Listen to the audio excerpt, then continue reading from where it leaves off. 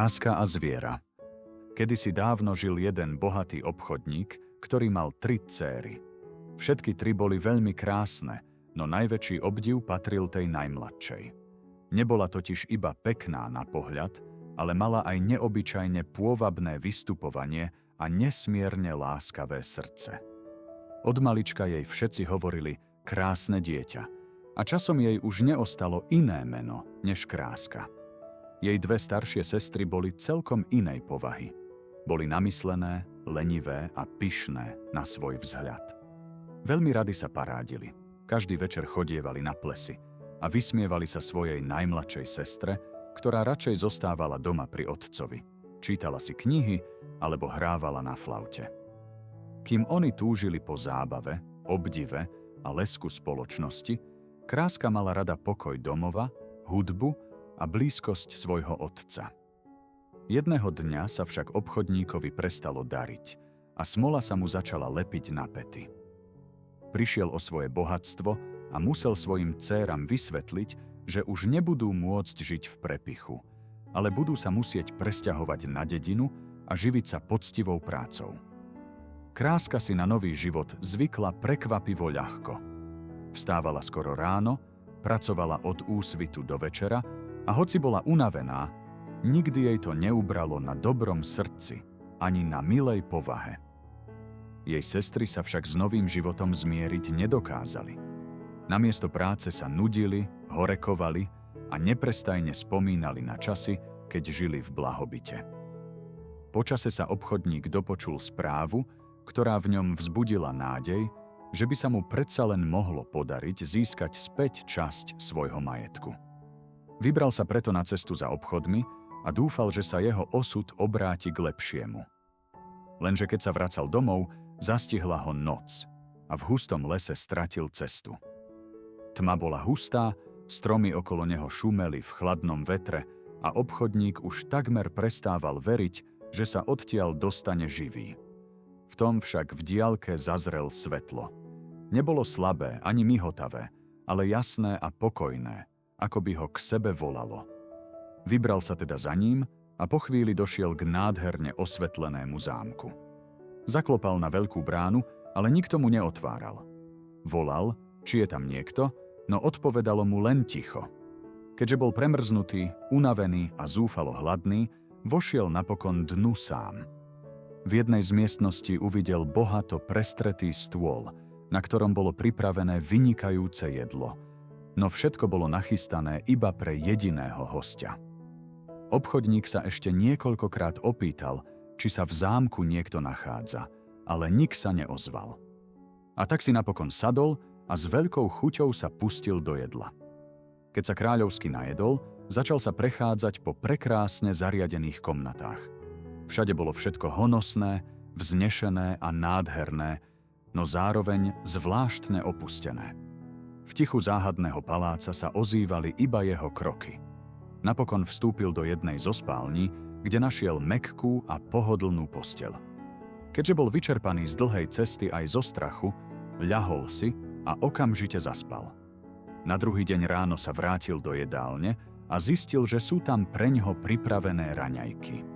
Aj tento raz však bol stôl prestretý iba pre jedného a v celom zámku nebolo vidieť ani jediného človeka. Obchodník si v duchu vravel, že láskavosť, akej sa mu tu dostáva, je určite kúzlom nejakej dobrej víly, ktorej sa ho uľútostilo, keď ho postihlo toľké nešťastie.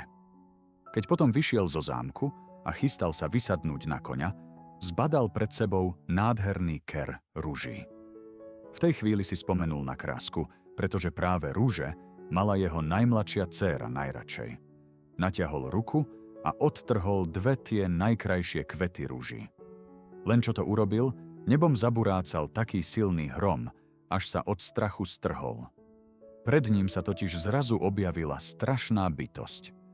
Zbadal zvera, ktorý sa k nemu blížil, a v tej istej chvíli začul jeho prísny hlas. Prijal som vás na svojom zámku a pohostil som vás ako princa. Namiesto vďaky mi kradnete tie najkrajšie rúže. To je trúfalosť, ktorá si zasluhuje najprísnejší trest. A tým môže byť len smrť. Neborák obchodník sa vrhol na kolená a úpenlivo prosil o milosť. Na zvera sa neodvážil ani pozrieť, tak veľmi sa ho bál. Môj pane, nechcel som vás uraziť, zvolal trasúcim sa hlasom. Tie rúže sú pre jednu z mojich dcér, ktorá ich má veľmi rada. Oslovujte ma zver, a nie môj pane, odpovedala záhadná bytosť. Neznášam lichvotky. Keďže máte dcéry, dovolím vám odísť, ale iba pod jednou podmienkou. Privediete mi jednu zo svojich dcér, ktorá zomrie miesto vás. Keď sa obchodník vrátil domov, bol celkom zdrvený a dcéram porozprával všetko, čo sa mu prihodilo. Len čo to Kráska počula, hneď povedala. Otecko, tie rúže ste utrhli kvôli mne. Pôjdem navštíviť zvera a zomriem miesto vás. Otec bol jej dobrotou hlboko dojatý, no odmietol o tom vôbec uvažovať. Nemohol zniesť predstavu, že by mal prísť o svoju milovanú dcéru. Kráska ho však dlho prosila a napokon ho presvedčila. Ešte v ten deň sa teda obaja vydali na cestu do zámku Netvora. Keď ta dorazili, v jedálni už bol opäť prestretý stôl s vynikajúcim jedlom, no tentoraz na ňom boli 2 príbory. Keď sa po chvíli objavil zver, obchodník mal pocit, že od zármutku nevydrží ani stáť na nohách a Kráska sa chvela po celom tele. Napriek tomu zostala pokojná a čakala, čo sa stane. Kráska, som rád, že ste prišli, povedal Netvor prekvapivo vľúdnym hlasom. A čo sa vás týka, pane, zajtra ráno odídete a už sa sem nikdy nevracajte. Na druhý deň zostala Kráska v zámku sama, bez jedinej kvapky nádeje. V srdci cítila strach a smútok, pretože nezabúdala, že sem prišla preto, aby zomrela namiesto svojho otca. Keď sa však neskôr vydala na prehliadku zámku, nemohla sa ubrániť obdivu nad krásou, ktorá ju obklopovala zo všetkých strán. Všade okolo nej boli nádherné komnaty, lesklé zrkadlá, vzácny nábytok a bohaté ozdoby. Napokon prišla až k jednej izbe, na ktorej dverách stál nápis Komnaty Krásky. Keď vošla dnu, našla na stole list s niekoľkými slovami. Želajte si všetko, čo chcete. Ste tu kráľovnou. Vedľa postele stála váza s jej obľúbenými ružami. Táto nečakaná štedrosť na chvíľu upokojila jej žiaľ, no napriek tomu nezabúdala, prečo prišla. Stále si v duchu opakovala, že ju tu možno už tento večer čaká smrť. Jej komnata bola neslýchane krásna a tak prepichovo zariadená, že nič podobné dovtedy ešte nikdy nevidela. Bolo v nej všetko, čo mala rada. Knihy, flauta a aj kytice ruží, ktoré tak veľmi milovala. Keď si znovu spomenula na slová z listu, vzdychla si a ticho povedala: Ach, ako rada by som opäť uvidela svojho otca a dozvedela sa, ako sa má tak ďaleko odo mňa. Len čo to vyslovila, v jednom zo zrkadiel sa zrazu objavil obraz jej domova. Uvidela svojho otca so slzami v očiach a tiež svoje 2 sestry, ktoré len veľmi ťažko skrývali radosť z toho, že sa konečne zbavili svojej najmladšej sestry. Potom obraz zmizol a izba opäť stíchla. Nadišiel večer. V jedálni bol pripravený bohato prestretý stôl, za ktorý sa Kráska pohodlne usadila. V tom sa objavil zver a opýtal sa: Môžem sa na vás pozerať, kým budete jesť? Vy ste tu pánom, odvetila Kráska, ktorá sa stále triasla od strachu. Nie, povedal zver. Páňou ste tu vy a ja splním všetky vaše želania. Vy ste tu kráľovnou. Keďže Kráska neodpovedala a ani sa neodvážila na ňo pozrieť, zver po chvíli pokračoval. Myslíte si, že som škaredý však? Kráska nechcela klamať a tak úprimne odpovedala: Áno, nemohla by som vám povedať nepravdu, ale som presvedčená, že máte dobré srdce. Po týchto slovách sa už nebála až tak veľmi ako na začiatku. No keď sa jej zver zrazu spýtal: Chceli by ste sa stať mojou ženou? Takmer omdlela a trasúcim sa hlasom, v obave pred jeho hnevom, povedala: Nie, zver, to nie. Zver okamžite zmizol a o chvíľu začula jeho beznádejné výkriky, v ktorých bolo toľko smútku, až ju to znepokojilo. Dni plynuli ďalej, no kráska nikdy nezabúdala, že sem pôvodne prišla zomrieť. Postupne si však čoraz viac všímala, že zver sa k nej správa s láskavosťou, úctou a zvláštnou nežnosťou. Raz v zrkadle znovu uvidela svojho otca a zistila, že od veľkého žiaľu ochorel. Rozplakala sa a prosila zvera: "Dovoľte mi, aby som mohla navštíviť svojho otca, inak zomriem. Sľubujem vám, že sa za pár dní vrátim." "Ak sa nevrátite, bude to moja smrť," povedal zver. "Zajtra sa zvítate so svojím otcom, lebo si to želáte. Vezmite si tento prsteň a keď sa budete chcieť vrátiť, ľahnite si a stlačte ho silno v dlani." Na druhý deň ráno sa kráska zobudila v dome svojho otca. Dlho ho objímala a tešila sa, že ho môže opäť vidieť. Jej dve sestry sa medzi tým vydali za veľmi bohatých mužov.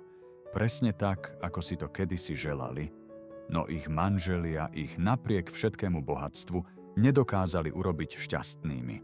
Keď im kráska rozprávala, ako láskavo sa k nej zver správa, nedokázali zakryť svoje nepriateľstvo a závisť. A tak sa proti nej potajomky sprisahali a začali snovať zlé plány. Zver zomrie, ak sa kráska za niekoľko dní nevráti na zámok. Musíme ju tu zdržať, dohovárali sa medzi sebou. Keď potom kráska chcela odísť, predstierali veľký smútok, plakali a prosili ju, aby ešte zostala doma o niečo dlhšie. Kráska, ktorá bola dobrosrdečná a dôverčivá, ich poslúchla. 10. noc, keď bola ešte stále v dome svojho otca, sa jej prisnil strašný sen. Uvidela zvera v zámockom parku, ležal na tráve a vyzeral ako mŕtvy. Keď sa prebudila, srdce jej zvierala výčitka, že nedodržala svoj sľub. Zároveň si uvedomila, že k netvorovi necíti iba obyčajné priateľstvo. Uchopila teda prsteň, pevne ho stlačila v dlani a opäť zaspala. Na druhý deň ráno sa prebudila na zámku zvera. Netrpezlivo očakávala hodinu večere, keď sa zver pravidelne objavoval, ale tento raz sa nik neukázal. Čakala dlho a potom celá nešťastná behala po zámku a volala jeho meno. Nikto jej však neodpovedal. Zrazu si spomenula na svoj sen a s búšiacim srdcom sa ponáhľala do parku, kde našla zvera ležať na tráve v mdlobách.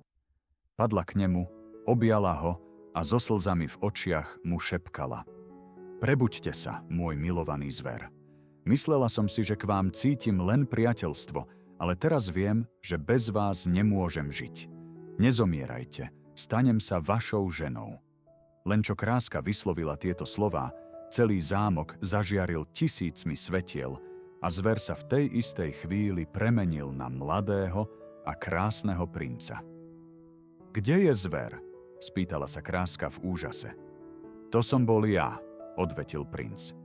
"Jedna čarodejnica ma zakliala do podoby zvera, v ktorej som musel žiť dovtedy, kým sa za mňa nebude chcieť vydať krásna dievčina. Jedine vy ste ma mohli zachrániť vďaka vašej dobrote." A tak ešte v ten istý deň vystrojili veľkolepú svadbu a žili spolu šťastne dlhé roky vo svojom kráľovstve. V záhrade, ktorá pre nich znamenala nový život, zasadili veľa nádherných rúží, ktoré jemne voňali a navždy im pripomínali, že najväčšia krása sa neskrýva v tvári, ale v srdci. A to je všetko, milé deti. Nedaleko na kopčeku koza stála, na chvostíku zvonec mala a keď zazvonil zvonec rozprávke, bol koniec. Dobrú nôcku, detičky.